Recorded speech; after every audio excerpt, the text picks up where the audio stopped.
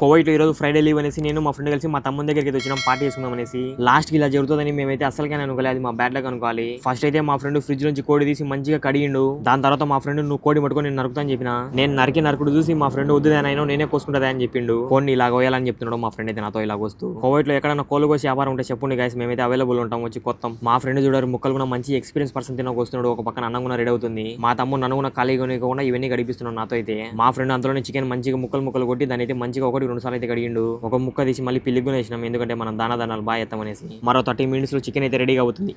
నాకైతే మా తమ్ముడు పచ్చిమిరకాయలు ఇవన్నీ కడిగిన తర్వాత మళ్ళీ దాంట్లో నరకు అని చెప్పిండు. ఏసి అన్ని మొద్దు మీద పెట్టి నరుకుతున్నా. మా ఫ్రెండ్ అయితే ఫుల్ ఎంజాయ్ అనమాట, చిల్ అవుతున్నాడు. మనమైతే బెడ్ ఎక్కినాం గాయస్, ఎందుకంటే మా తమ్ముడు అడుస్తున్నాడు నీకు చేత కదా పత కదా అనేసి వాళ్ళే చేసుకుంటున్నారు మొత్తం అన్ని. వీళ్ళైతే ఎరగడలు కోసి నన్ను ఏడిపించారు గాయస్. లాస్ట్ కి బాధ అవుతుంది నాకైతే, నాతో చికెన్ కూడా చేయనిస్తలేరు అనేసి. లాస్ట్ కి చికెన్ అయినా వేస్తుంది అని చెప్పి చికెన్ అయితే వేసిన గొడవ ఓడి మా తమ్ముతో. మా తమ్ముడు అయితే మా కోసం తెగ కష్టపడి పోయి లాస్ట్ కి చికెన్ అయితే మంచిగా రెడీ చేసిండు. ఇంకా చికెన్ అయిపోయిన తర్వాత మళ్ళీ మా తమ్ముడు తిరువాతనం కూడా చేస్తున్నాడు. ఇవన్నీ అందరం కూర్చొని కలిసి చేసుకుని లాస్ట్ కి తినే ఛాన్స్ కూడా లేదనమాట. బయటకు వచ్చి తెచ్చుకొని తింటున్నాం నేను మా ఫ్రెండ్ అయితే. లాస్ట్ కి మా తమ్ముడు వాళ్ళ కోవిడ్ వచ్చి మొత్తం ప్లానింగ్ అంతా స్పాయిల్ అయితే చేసేసిండు. ఏం చేద్దాం చెప్పండి, కోవిడ్ వాళ్ళు కొందరు బ్రదర్ అని చెప్పినా కానీ వినారనమాట, కొందరు వేస్ట్ వాళ్ళు. ఫుల్ ఫ్రస్ట్రేషన్ లో ఉన్నా, అందుకనే బై బై.